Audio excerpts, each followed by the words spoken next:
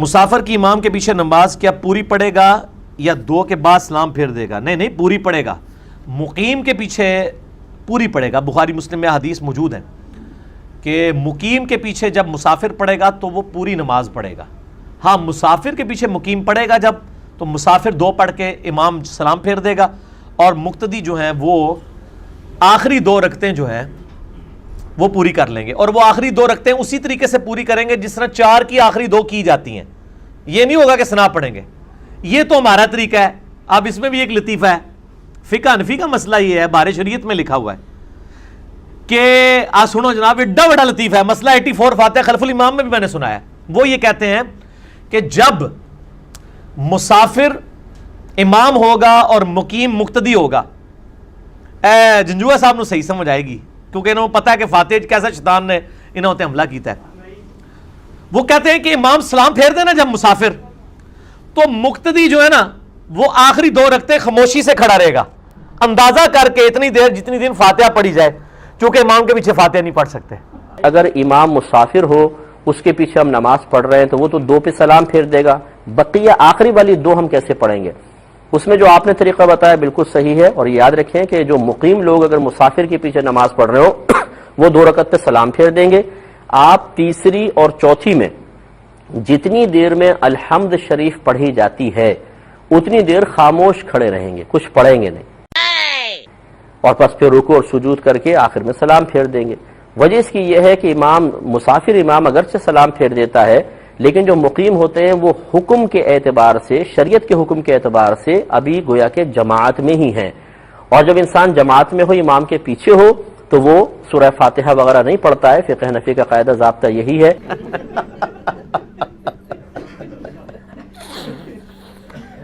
مقیم مقتدی مسافر امام کی اتباع میں 2 نہیں پڑھیں گے, وہ پوری 4 پڑھیں گے.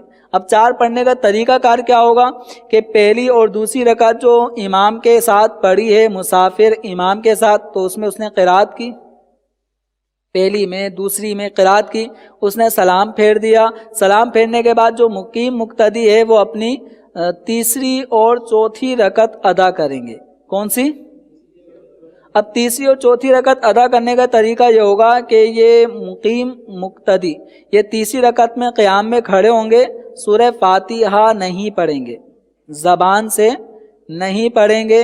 جتنی دیر سورہ فاتحہ پڑھنے میں لگتی ہے, سورہ فاتحہ پڑھنے میں جتنا ٹائم لگے گا اتنا ٹائم وہ قیام کی حالت میں چپ کھڑے رہیں گے. سر دیکھ لیں بزرگوں کی تعلیمات کیسی ہیں کہ لوگ تو اپنی اولاد کی کرتوت کی وجہ سے منہ چھپاتے پھرتے ہیں جی, اور یہ اپنے بزرگوں کے کرتوتوں کی وجہ سے منہ چھپاتے پھر رہے ہیں. دیکھ لینا یار کی لکھ کے گئے رہے یار, یہ کے لکھ چھڑیا نے. پھر تیسری رکعت کے بعد چوتھی رکعت کے لیے کھڑا ہوگا, اور اس میں بھی ہاتھ باندھ کے بغیر کچھ پڑھے سورہ فاتحہ پڑھنے کی مقدار وہ چپ رہے گا. اس کے بعد میں پھر وہ رکوع سجود کی تسبیح کر کے اتحیات درود شریف دعا پڑھ کے سلام پھیر دے گا. تو جو مقیم مقتدی ہے مسافر امام کے پیچھے جس کو اب تیسری اور چوتھی رکعت ادا کرنی ہے, تو وہ تیسری اور چوتھی رکعت میں قراءت نہیں کرے گا. او امام سلام پھیر کے جوتیاں پا کے بھی ٹوٹ گیا. اچھا جب پہلی دفعہ یہ مسئلہ بتایا نا, تو کئی حنفی علماء کو جو عام جو گلی محلوں کے حنفی علماء ہیں ان بیچاروں کو پتہ نہیں ہوتا نا. مجھے لوگوں نے آگے کہا کہ جی ہم نے نا گلی محلے کے علماء سے پوچھا, ان کا یار ایڈی فضول گالتے نہیں لکھی ہو جیسی. کہتے ہیں نہیں, میں نے کہا یار انجینئر صاحب نے بیان کیا ہے, آپ کوئی یہ اپنے بڑے علماء سے پوچھیں. کہتے ہیں جب بڑے علماء سے پوچھا, انہوں نے کہا نہیں جی وہ اس طرح ہی ہے مسئلہ. اچھا جدو انہوں نے کیا نا وہ پھر گل صحیح ہوگی, 5 منٹ پہلے تک فضول سی پھر ٹھیک ہو گئی. یہ اتنے لطیفے ہوتے ہیں, یقین کریں. یہ ابھی ایک اسکول ٹیچر ہے اسلام آباد میں, وہ بڑے لینڈ لارڈ ہیں, یعنی ٹیچنگ کی فیلڈ انہوں نے شوقیہ اڈاپٹ کی ہوئی ہے, پیچھے سے فیصلہ آباد کے رہنے والے ہیں. وہ کہتے ہیں میرے ایک دوست, اس نے یوٹیوب پہ آپ کے لیکچر دیکھے, مسئلہ 70B رفع الیدین والا, اس نے رفع الیدین شروع کر دیا. اور کہتے ہیں ہمارا گاؤں گڑھ تھا, کہتے ہیں کہ جی وہ ادھر تو شور مچ گیا جی, انہیں رفع الیدین شروع کرتا ہے, وہ تو گمراہ ہو گیا, یہ ہو گیا. کہتے ہیں انہوں نے باقاعدہ علماء نے مجھے فون کیا کہ آپ چونکہ گاؤں میں اثر و رسوخ رکھتے ہیں تو یہ ہماری تو کوئی نہیں سن رہا, آپ اسے آ کے سمجھائیں. ہم تو اس کو بڑے بڑے مفتیوں کے پاس لے کے گئے ہیں. اچھا یہ ٹیچر وہ جو ہے انہوں نے مجھے خود واقعہ سنایا, کہتے ہیں کہ میں نے ہی آپ کے لیکچر اس کو ریفر کیے ہوئے تھے, لیکن رفع الیدین میں خود بھی کوئی نہیں کرتا تھا. کہتے ہیں اب میں تذبذب میں پڑ گیا کہ میں اس کو تب سمجھاؤں جب مجھے خود بھی علم ہو. کہتے ہیں میں نے جب 70-20 سن لیا نا, تو کہتے ہیں میں مسجد میں گیا نا, تو میں نے بھی جا کے رفع الیدین شروع کر دیا.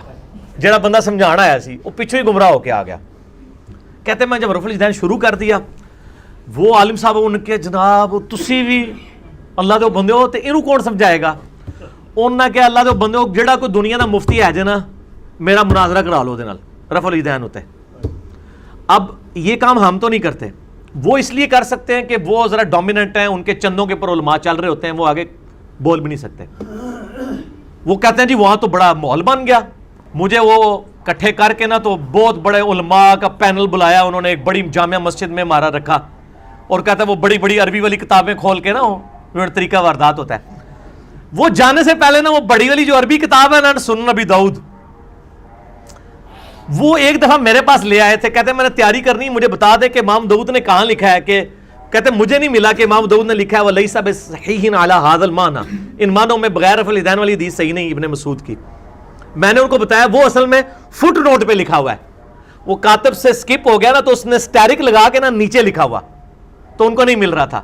آپ حیران ہوں گے ان کو کیا, بڑے مفتیوں کو بھی نہیں پتا کہ اسی میں لکھا ہوا ہے.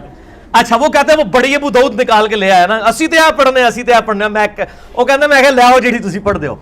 اچھا لے کے آیا نا, اس کا یہ دیکھیں عبداللہ ابن مسعود والی روایت ہے بغیر رفع الیدین والی. انہوں نے کہا یہ تو روایت ہی ضعیف ہے. انہوں نے کہا جی کدھر لکھا ہے اس کے ساتھ, تو کوئی نہیں لکھا. انہوں نے کہا یہ دیکھیں یہ یہاں سے اسٹیرک جا کے یہ لکھا ہے وَلَيْسَ بِصَحِيحٍ عَلَى هَذَا الْمَعْنَى. وہ کہتے ہیں اوہ سانو تو نہیں پتا یہ لکھے ہے, چلو ہوں پتہ لگ گیا تو شروع کر دیو نا. قرآن پاک میں ہے سورۃ الانعام میں کہ اگر مردے نکل کے بھی ان سے کلام کریں نا, تب بھی جن کو اللہ نے گمراہ کر دیا ان کو ہدایت نہیں ملے گی. ٹھیک ہے, تو یہ 8واں پارہ شروع ہی نہیں آیات سے ہوتا ہے. وَلَوْ أَنَّا نَزَّلْنَا عَلَيْهِمُ الْمَلَائِكَةَ, ان پہ فرشتے بھی نازل ہوں تب بھی ایمان نہیں قبول کریں گے, حتیٰ کہ مردے قبروں سے نکل کے ان سے باتیں کریں نا کہ آخرت میں یہ کچھ ہونا ہے, تمہارے عقیدے غلط ہیں, تب بھی یہ بات نہیں مانیں گے. یہ کہیں گے یہ جادو ہو گیا ہم پہ. بہرحال وہ کہتے ہیں مجھے اندازہ نہیں تھا کہ میرے پاس اتنا علم ہے. کہتے ہیں وہ جو ہمارے ساتھ جتنے نمازی گئے ہوئے تھے نا, وہ بعد یہ کہندے نے ماسٹر جی اسی تے انہاں نوں بڑا سمجھدے ساں, انہاں تے تہاڈی گلاں دے جواب نہیں آئے نے, تے اسی کہڑے پاسے لگے ہوئے ہیں. تو میں آپ کو بتا رہا ہوں کہ اب دنیا پڑھ لکھ گئی ہے, اب لوگ گھاس نہیں کھاتے ہیں, لوگوں کو پتہ ہے کہ کیا چیز حق ہے اور کیا چیز باطل ہے. اللہ کے فضل سے یہ سچائی پھیل رہی ہے, آپ کمٹمنٹ کے ساتھ کرتے جائیں.